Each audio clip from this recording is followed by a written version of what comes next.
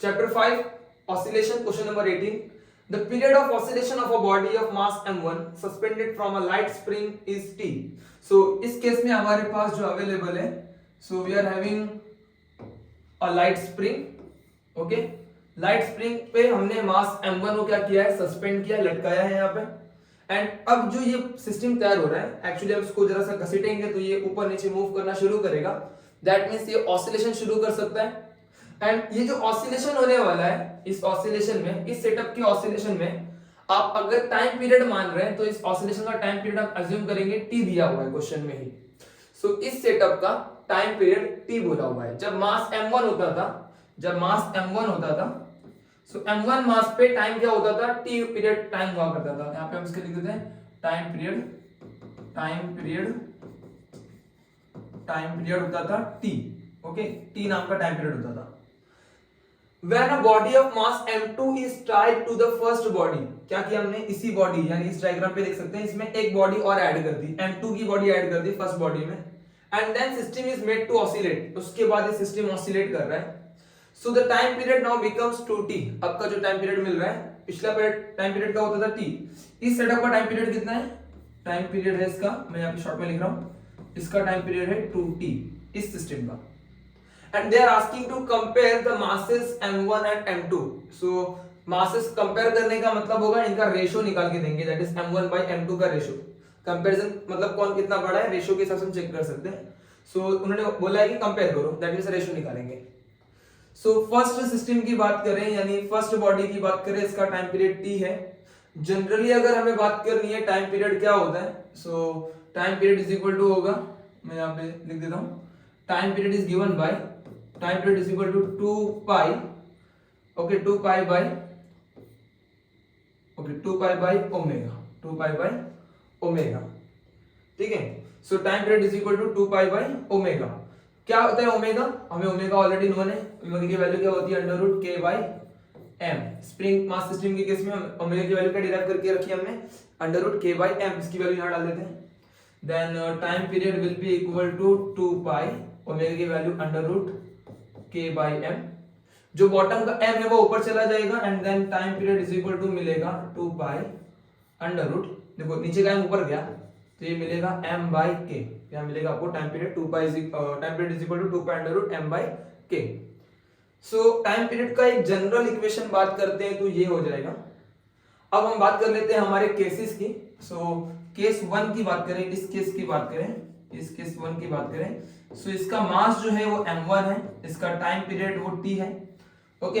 और तो इसका जो टाइम, अभी दोनों की स्प्रिंग सेम है, स्प्रिंग चेंज नहीं की गई, तो ये जो k का टर्म है दोनों के लिए क्या होगा, सेम होगा. दोनों की स्प्रिंग स्टिफनेस यानी फोर्स कांस्टेंट क्या होगा, सेम होगा, क्योंकि स्प्रिंग चेंज नहीं की गई. स्प्रिंग चेंज करते हैं तो k बदल जाता है, अलग अलग हो जाता है, फिलहाल स्प्रिंग वही है. सो दैट मींस अगर हम फॉर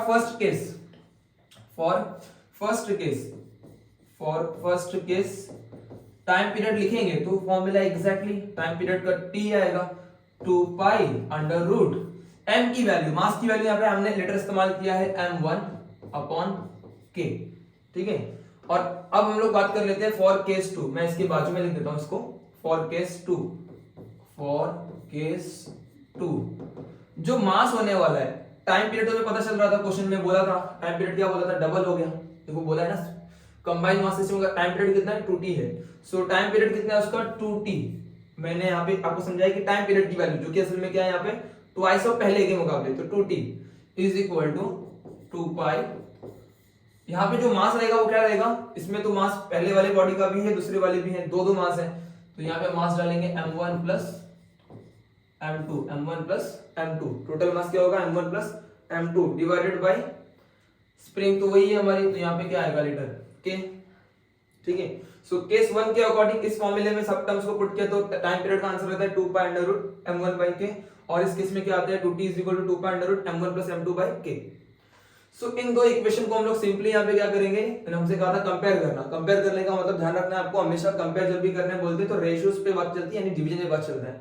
तो यहाँ पे हम लोग सिंपल एक काम करते हैं, इस इक्वेशन नंबर 1 को और इक्वेशन नंबर 2 को डिवाइड करा देते हैं, दोनों को डिवाइड करा देते हैं. Dividing 1 and 2.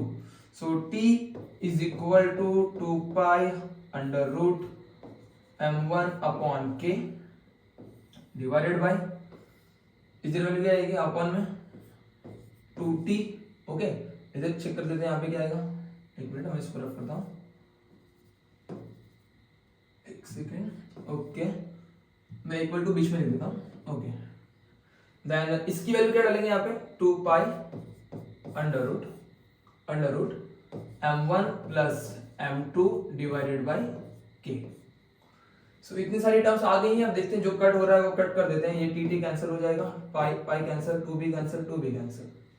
सो यहाँ पे क्या बचा 1/2 बचा। And at the same time देखो दोनों के बेस में k भी है, वो भी क्या कर सकते हैं हम लोग यहाँ पे सिंपल कैंसिल कर सकते हैं। सो 1/2 इज इक्वल टू ऊपर क्या बचता है अंडर रूट m1, नीचे क्या बचता है under root m1 plus m2। सो इतना हो जाने के बाद हम लोग क्या करेंगे, m1 प्लस m2 को रूट को क्रॉस कर लेते हैं। Root m1 plus m2 is equal to, इस 2 को भी हम क्रॉस करते हैं, 2 रूट m1। अब सिर्फ कैलकुलेट कर लेना है हमको, स्क्वायरिंग कर लेते हैं, रूट को हटा देते हैं, स्क्वायरिंग बोथ साइड। तो यहाँ पे मिलेगा आपको m1, आपको क्या मिलेगा यहाँ पे m1, एक सेकेंड। ओके, यहाँ पे स्क्वायरिंग करने पर रूट हट जाएगा, m1 प्लस m2, इधर 2 का स्क्वायर क्या आएगा 4, और m1 का क्या आ जाएगा, रूट कैंसिल होके 4m1 चलेगा। एंड देन अगर हम चेक करें तो इस m1 को वहां बुला लेते हैं, तो यहाँ बचा m2 is equal to 4m1 minus m1। m2 is equal to 4m1 minus m1 कितना आ जाएगा 3m1। वैल्यू क्या आ जाएगी m2 is equal to 4m1 minus m1 that is 3m1। And then अगर हम यहाँ पे m1 अपॉन m2 का रेशियो चाहते हैं तो m1 को हम यही रख देते हैं एंड m2 को नीचे बुलाते हैं। एंड यहाँ की वैल्यू कितनी कुछ ना हो तो 1 होगी। सो यहाँ पर क्या था 3 था ना, उसको भी नीचे बुला लो, ये नीचे गया और ये यहाँ नीचे आ गया। So based on that m1 upon m2 का हमें रेशो अगर कंपेयर कर रहे हैं तो वो मिलता है 1/3, यानी कि जो हमारा m2 है वो 3 गुना ज्यादा है एज कंपेयर टू m1। सो ये पार्ट हम यहाँ पे फाइनली कमेंट कर पा रहे हैं जो ऑलरेडी हमें क्वेश्चन के आंसर्स में दिया हुआ है, दैट इज रेशियो इज 1/3।